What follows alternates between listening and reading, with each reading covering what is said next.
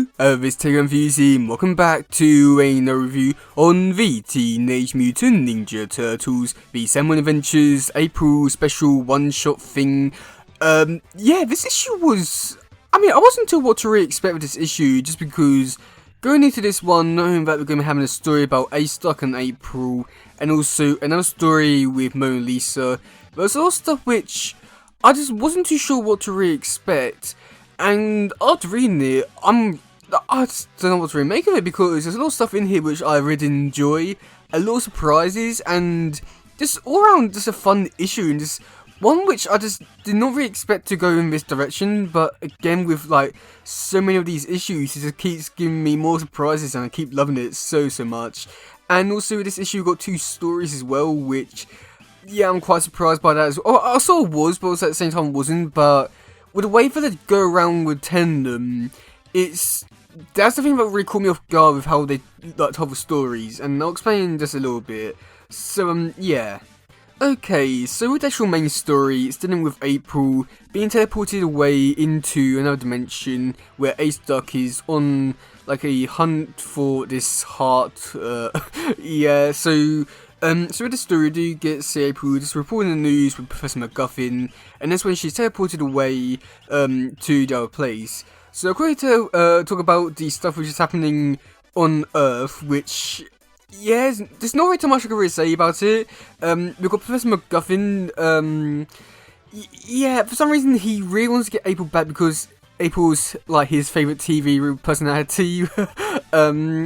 Yeah, I don't know, for some reason it's really giving me kind of like simping kind of vibes, so I don't know where they're going to be heading with this, but if like nothing comes of it, then great. But at the same time, it does feel like they are setting something up, but I'm not too sure, but I just feel like that kind of way. But we do get to see Donnie, we do get to see him bring Professor MacGuffin into the Turtles' lair, and they use Donnie's portal to see through the dimensions.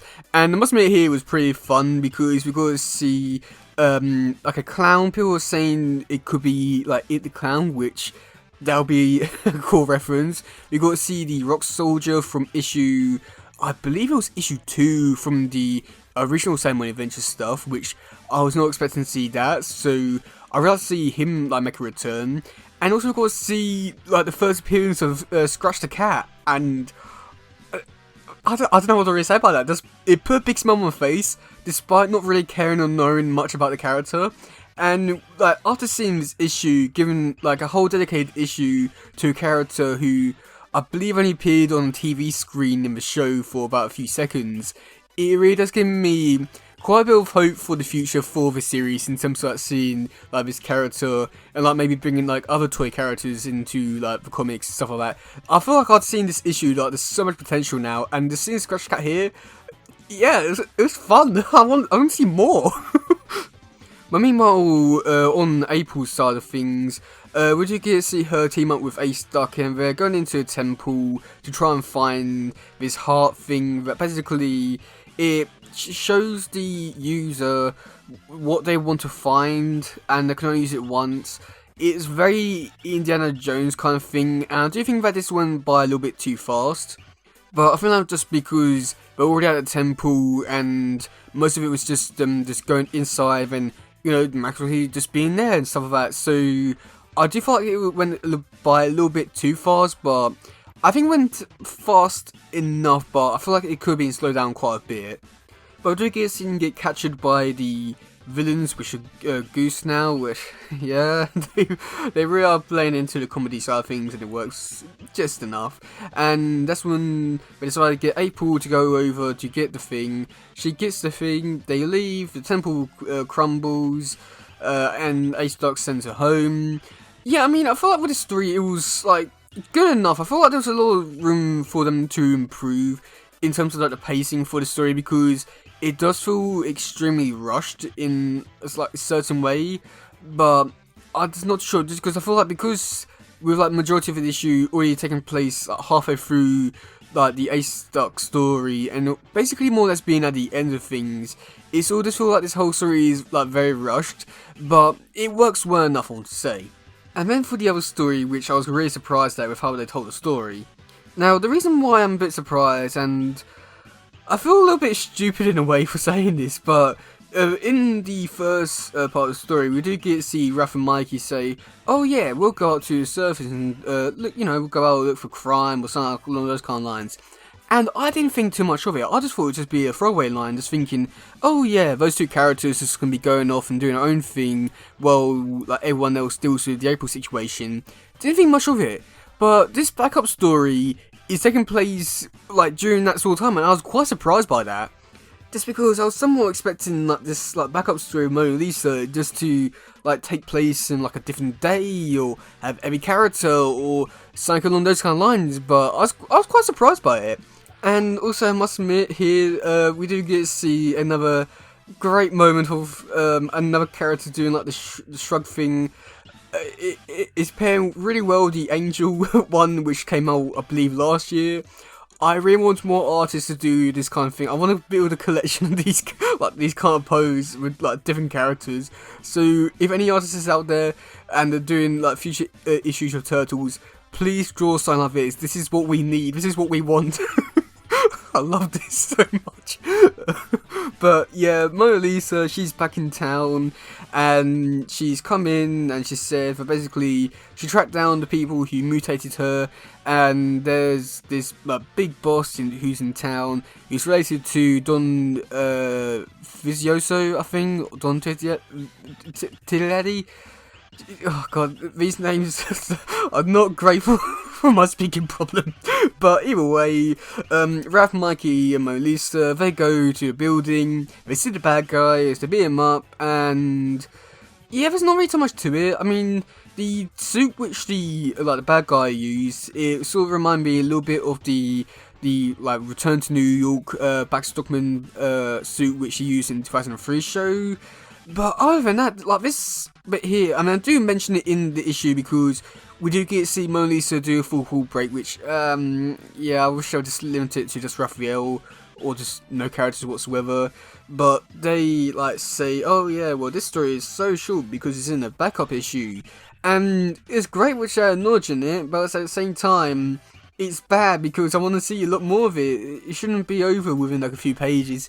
But either way, it was there, it sort of happened. Like, there's not really so much to this the backstory other than just they thought a bad guy and that was it, really. And the final bit was just Mikey just running away with everyone's pizza, and yeah, that was it for that issue.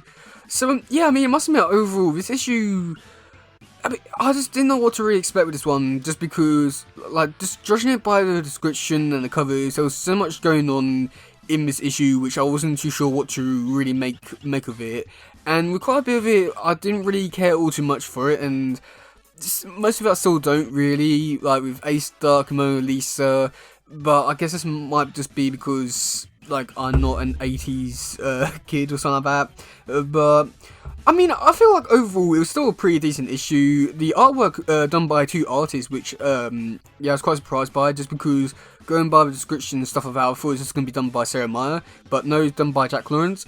And Sarah Meyer's artwork, yep, great as always. Jack Lawrence's stuff, it was great, but I feel like after looking at his stuff from, I believe he did the first, I think it was the second issue he did of this series, and with the way that the colorist, I can't remember the artist's the colorist's name, the way that he coloured the toes in like Jack Lawrence's art style then compared to now, it does, I don't know, it's not as good as it was with the colouring, but yeah, and if anything, it's all just like with the way that Sarah Meyer and also Jack Lawrence draw, and because the colorist didn't really switched like the colouring style between the two artists, it sort of did make it a little bit hard to tell like it was actually two artists, and I don't know if that's like a good thing for the artist or a bad thing for the colorist, because I knew that it was two artists, I knew that there was a difference, and you can tell there is a slight difference, but the colouring doesn't really help all too much, and it does make it seem like there's only one artist, but that might just be me, but either way, I feel like there could be a few more colouring options. But yeah, overall this issue was a really great one. We'd definitely want to see a lot more like stories in this Salmon Adventures title or whatever. Please do more one shots, more issues in this universe. This is just a fun series, and I'm just so enjoying these ones. And like after seeing this one, I definitely do see a big potential in like telling like more stories with characters who never really got the chance to have like a big spotlight on them. You know, maybe like Scratch the Cat, for instance, or some other characters which I would like to give a list, but I don't really know who actually showed up in the show. So there's that. But I do see there's a lot of potential with these one-shot things, and I want them to do so many more. And oh god, I just can't wait to read more from this universe. So yeah, let me know in the comment section below, what do you think about this issue? Do you like it? Do you not? And yeah, that's it for today, guys. If you did some, please share, let's subscribe and all stuff. Goodbye, yo, bye.